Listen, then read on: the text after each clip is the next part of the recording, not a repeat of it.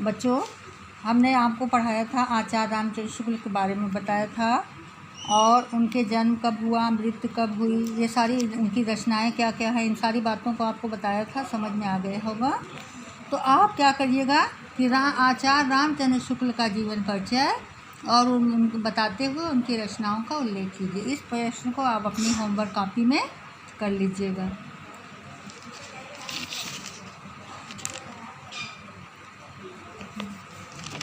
अब आप देखिए क्या हुआ। कहानी निबंध जो है मित्रता। तो इंसान जब कहीं भी जाता है, कहीं बाहर निकलता है, तो उसके सामने सबसे बड़ी समस्या आती है कि हम अपना मित्र कैसा चुनें। इंसान हमेशा उसको अच्छा खूब सोच समझ के मित्र को चुनना चाहिए, क्योंकि मित्र वो उस टाइम जब कहीं बाहर निकलता है तो एक कच्ची मिट्टी की मूर्ति के समान रहता है, और अगर उसको अच्छा मित्र मिल गया तो उसको देवता बना देगा, और अगर ख़राब मित्र मिल जाता है तो उसको वो राक्षस के समान बना देता है। तो बच्चों, आप इस पैराग्राफ को अपनी कॉपी में पहले उतारिएगा। जैसे पहले उतारने के बाद देखिए अंडरलाइन है ना, यहाँ तक है। हम लोग कच्ची मिट्टी की मूर्ति के समान हैं, इस तरह से लेकर के यहाँ से यहाँ तक, क्योंकि हमें उनकी हर एक बात बिना विरोध के मान लेनी पड़ती। यहाँ तक आप अंडरलाइन कीजिएगा। फिर उसके बाद उसका पहला प्रश्न है उपर्युक्त गद्यांश का संदर्भ। तो आपको गद्यांश का संदर्भ लिखने आता ही है बच्चों ने। जैसे प्रस्तुत गद्यांश हमारी पाठ पुस्तक के राजीव प्रकाशन की हिंदी के पाठ बाद मित्रता से लिया गया है। इसके लेखक रामचंद्र शुक्ल है। इस तरह से लिखिएगा। उसके बाद दूसरा प्रश्न है रेखांकित अंश की व्याख्या कीजिए।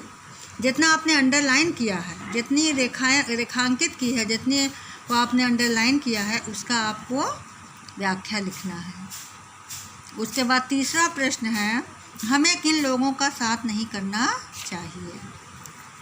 इस पैराग्राफ से ढूंढिएगा आप कि कह रहे हैं कि हमें हमेशा अच्छे लोगों का साथ करना चाहिए, हमें कभी भी बुरे लोगों का साथ नहीं करना चाहिए, क्योंकि बुरे लोग हमेशा अपनी बात को ऊपर रखते हैं और हमको दबाव में आकर के उनकी ख़राब बात को भी मान लेना पड़ता है। ये हमारे लिए आगे चल के बहुत बुरा साबित होता है। अब आप देखिए,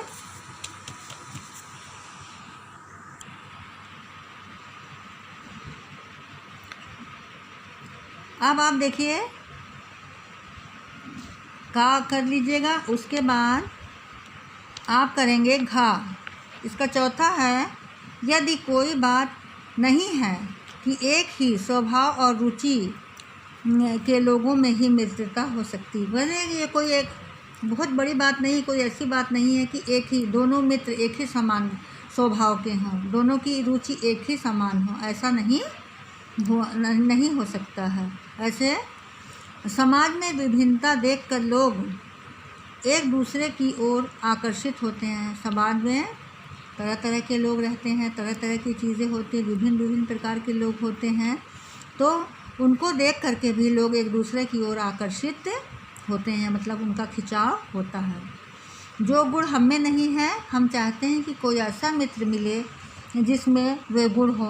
कह रहे जो चीज़, जो गुण, जो अच्छाई मेरे में नहीं है, हम चाहते हैं कि कोई हमको ऐसा मित्र मिल जाए जिसमें वो गुण हो।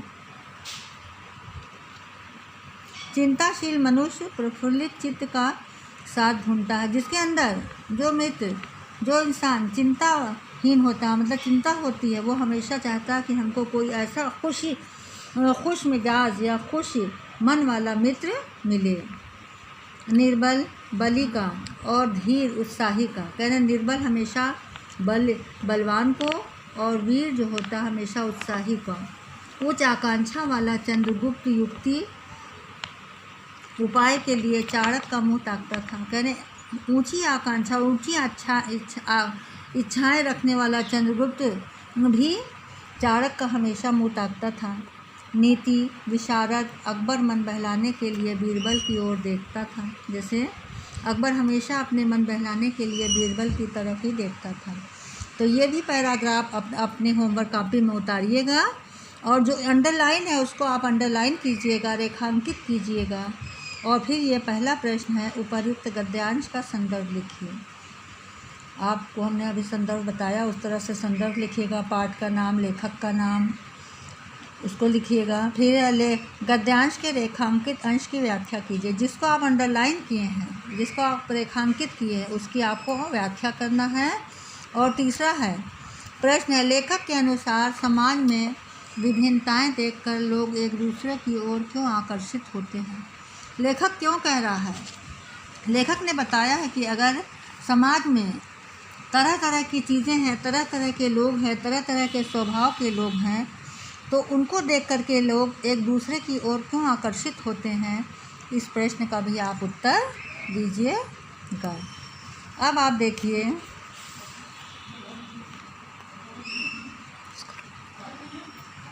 रामचंद्र शुक्ल की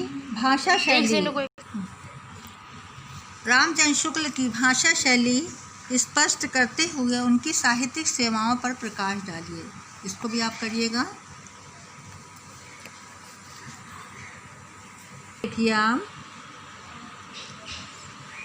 प्रश्न नंबर 5 है, मित्र का चुनाव करने में हमें किन किन बातों का ध्यान रखना चाहिए।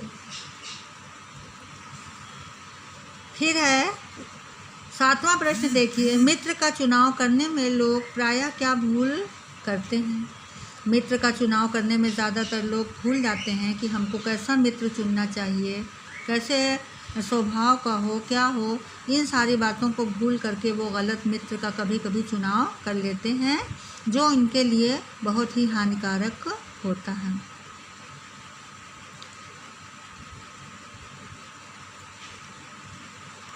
और प्रश्न नंबर 12 देखिए,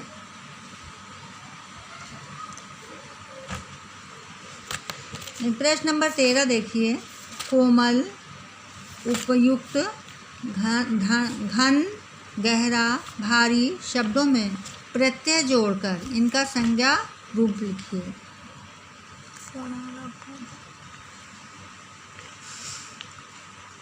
बच्चों, इतना आप अपनी होमवर्क कॉपी में ज़रूर से कर लीजिएगा। हम स्कूल खुलने पर आपकी कॉपी चेक करेंगे। आपके पास किताब होगी, किताब से देख कर के करिएगा। अगर नहीं, जो भी प्रश्न नहीं समझ में आए, आप हमसे पूछिएगा, हम उसका उत्तर आपको बताएंगे।